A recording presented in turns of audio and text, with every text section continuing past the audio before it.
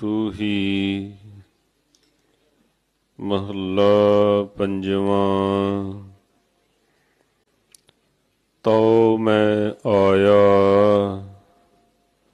ਸਰਨੀ ਆਇਆ,